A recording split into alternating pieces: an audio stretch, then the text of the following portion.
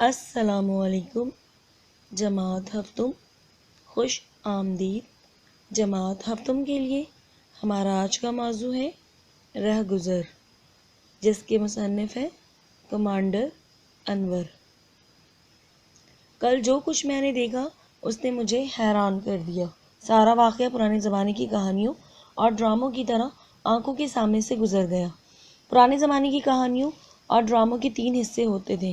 تمہید کہتے ہیں کسی بات کا آغاز، واقعہ اور انجام۔ تمہید اور انجام کا واقعہ سے کوئی تعلق نہیں ہوتا تھا، کیونکہ تمہید میں حمد ہوتی تھی اور انجام خوشگوار ہوتا تھا۔ میری کہانی میں کوئی تمہید نہیں۔ میری کہانی شروع سے نہیں، درمیان سے شروع ہوتی ہے۔ ایک میلے سے برقع میں لپٹی ہوئی عورت ایک بس اسٹاپ پر اتری، بس چل پڑی۔ وہ عورت اس بس کے پیچھے بھاگنے لگی۔ پرانے زمانے کی کہانیاں اس طرح شروع ہوتی تھیں: ایک تھا بادشاہ، ہمارا تمہارا خدا بادشاہ۔ پر اب بادشاہ کہاں، اب تو اپنی ہی کہانیاں ہیں۔ درباروں اور محلوں میں مقید نہیں، مقید کہتے ہیں قیدی کو، سڑکوں پر بکھری ہوئی، اور وہ عورت سڑک پر بھاگی جا رہی ہے۔ بس چوک عبور کر گئی، عبور کہتے ہیں پار کرنا۔ سگنل سرخ ہو گیا، ٹریفک بند ہو گیا، لیکن عورت بھاگی جا رہی ہے۔ لوگ حیرت سے دیکھ رہے ہیں، شور مچا رہے ہیں، اور وہ عورت بھاگی جا رہی ہے۔ اب اس کی رفتار سست پڑ گئی، مطلب رفتار میں کمی آ گئی۔ وہ بائیں طرف ٹریفک سے بچتی ہوئی چوک عبور کر رہی ہے۔ اس نے اپنے برقعے کا اگلا حصہ اٹھا کر چہرہ ننگا کر لیا ہے۔ آخر ٹریفک پولیس کے ایک سپاہی نے اس کو روک لیا۔ بڑی بھی مرنے کا ارادہ ہے؟ بڑی بھی بڑی لجاجت مطلب منت سے بولی، بیٹا مجھے جانے دو، اس بس میں میرا تھیلا رہ گیا ہے۔ راہگیر جمع ہو گئے۔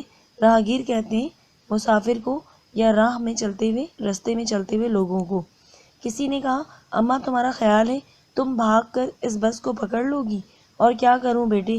بڑھیا کے چہرے پر بے بسی کے گہرے سائے تھے۔ اس نے رحم ناک لہجے میں تماشائیوں سے اپیل کی۔ تماشائیوں کہتے ہیں تماشا دیکھنے والے کو، اپیل کہتے ہیں درخواست کو۔ بیٹو تم میں سے کوئی بھاگ کر میرا تھیلا لے آئے، بس وہ جا رہی ہے۔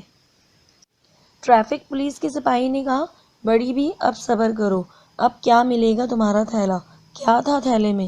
ایک ایلومینیم کا ڈبہ تھا جس میں میرے بیٹے کا کھانا تھا، 21 بچوں کی قمیضوں اور فراقوں کے لیے کپڑا تھا، میری بہو کے لیے ایک جوڑے کا کپڑا تھا۔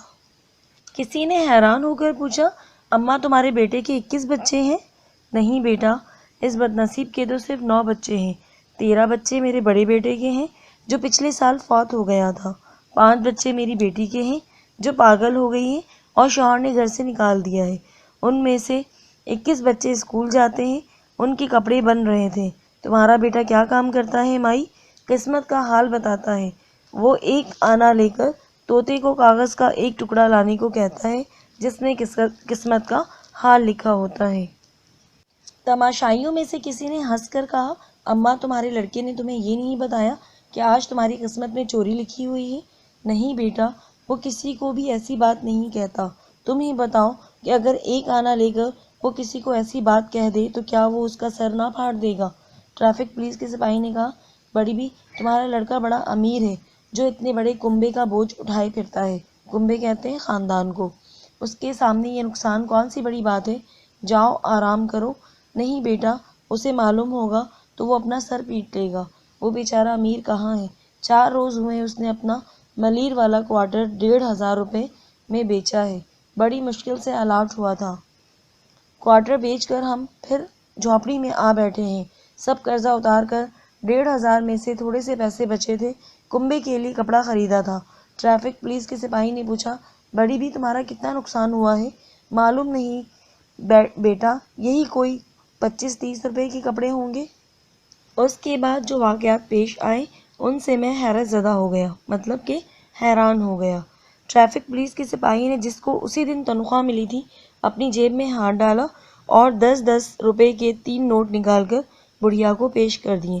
بڑی بھی لو، بچوں کے لیے پھر کپڑے خرید لینا۔ لوگ حیران رہ گئے۔ وہ پولیس کے سپاہی کو غور سے دیکھنے لگے، جیسے یہ دیکھ رہے ہوں کہ وہ پولیس کا سپاہی ہے یا کوئی اور۔ لوگ 2 قسموں کے آدمیوں سے ڈرتے ہیں، جیب کترے سے اور پولیس کے سپاہی سے۔ یہ کیسا؟ پولیس کا سپاہی ہے، اس نے تو اپنے سارے مہینے کی تنخواہ ایک مصیبت زدہ عورت کی مدد کے لیے دے دی۔ اب یہ خود کیا کرے گا؟ اس کی بیوی بچے کیا کریں گے؟ غریبوں کی کوٹھیاں نہیں ہوتی، کاریں نہیں ہوتی، غریبوں کے بچے ہوتے ہیں۔ بچے غریبوں کی جائیداد ہیں، بچے غریبوں کی فصل ہیں۔ اس سپاہی کے بے شمار بچے ہوں گے، وہ اس مہینے میں اپنا گزارا کیسے کرے گا؟ یعنی اس پیراگراف میں مصنف یہ بتا رہے ہیں کہ غریبوں کے پاس دولت نہیں ہوتی، غریبوں کے بچے ہی ان کی دولت اور جائیداد ہوتے ہیں۔ میں کچھ فاصلے پر کھڑا چپ چاپ یہ سب دیکھ رہا تھا۔ میں اپنے بجٹ کے بغیر کسی کی مدد کرنا پسند نہیں کرتا۔ بجٹ کہتے ہیں جمع خرچ کا حساب۔ جب میں اپنے بجٹ کی اجازت کے بغیر سینما نہیں دیکھ سکتا تو اپنے بجٹ کی اجازت کے بغیر کسی کی مدد کیوں کروں؟ لیکن پولیس کا یہ سپاہی بڑا سادہ لوح ہے، یعنی کہ بے وقوف ہے۔ اس کی زندگی بجٹ اور بیلنس شیٹ میں کہاں تلتی ہے؟ اس نے تو چپ چاپ جذبات کا جام شہادت پی لیا ہے۔ میں اس کو دیکھنے کے لیے آگے بڑھا۔ اس کی نزدیکی نے مجھ پر بہت بڑا اثر کیا۔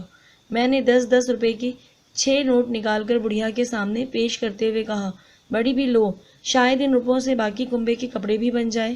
یہ میں نے کیا کیا؟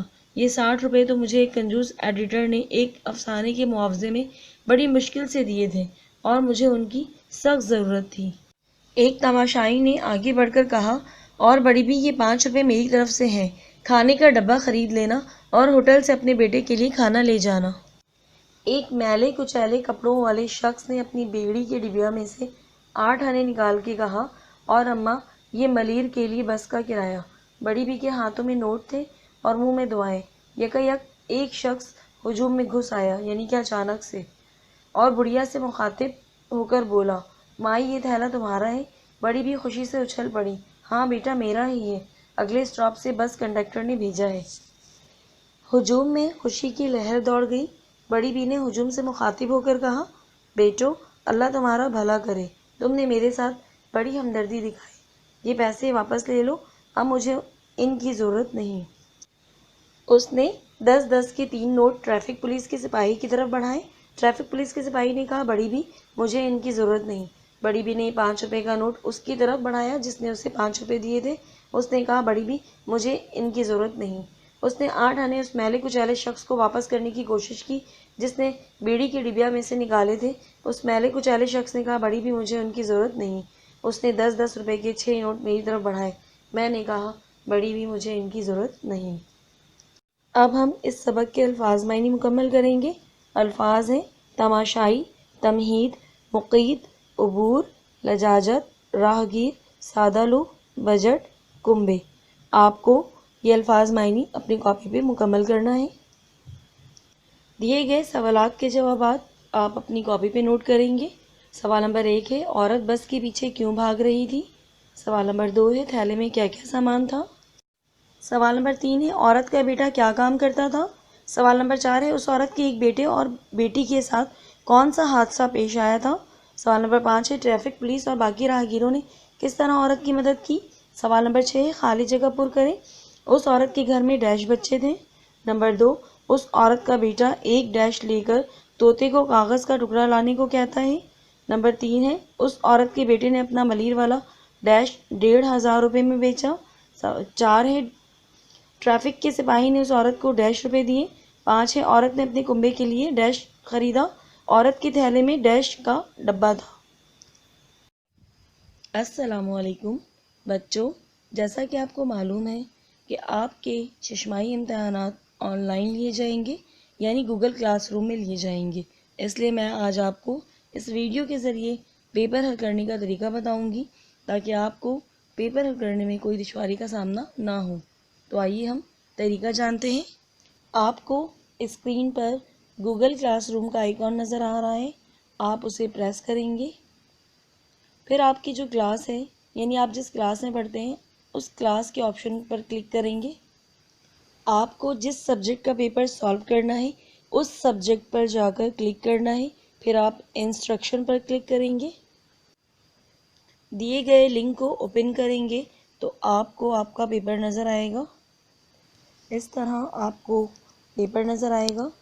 آپ پیپر پہ سب سے پہلے اپنا نام لکھیں گے۔ نام ریکوائرڈ ہوتا ہے، اگر آپ نے نام نہیں لکھا تو آپ کا پیپر سبمٹ نہیں ہوگا۔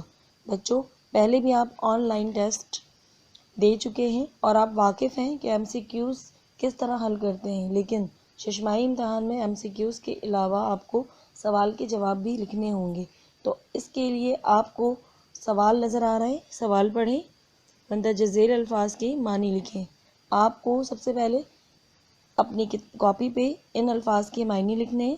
اس کے بعد آپ ایڈ فائل پہ کلک کریں گے۔ آپ کو یہاں پر نظر آ رہا ہے select files from your device, آپ اس پہ کلک کریں گے۔ بچوں، آپ کو کیمرہ نظر آ رہا ہے، آپ اس کیمرے کی مدد سے اپنے جواب کو کیپچر کریں گے اور کیپچر کرنے کے بعد آپ کو نیچے ٹک کا نشان نظر آ رہا ہے، اس پر کلک کریں گے۔ یہاں پر آپ کی فائل اپلوڈ ہوگی، آپ اپلوڈ کے آپشن پر کلک کریں گے تو آپ کی فائل اپلوڈ ہوگی۔ اس طرح آپ کی فائل اپلوڈ ہو جائے گی۔ یہ دیکھیں یہاں پر آپ کی فائل اپلوڈ ہو گئی ہے۔ اب آپ کو نیچے سبمٹ لکھا ہوا ہے، اس میں کلک کرنا ہے تاکہ آپ کی فائل سبمٹ ہو جائے۔ ٹھیک ہے بچوں، میں امید کرتی ہوں کہ آپ اس معلوماتی ویڈیو سے ضرور استفادہ حاصل کریں گے تاکہ آپ ششماہی امتحان میں آسانی سے اپنا پرچہ حل کر سکیں۔ شکریہ۔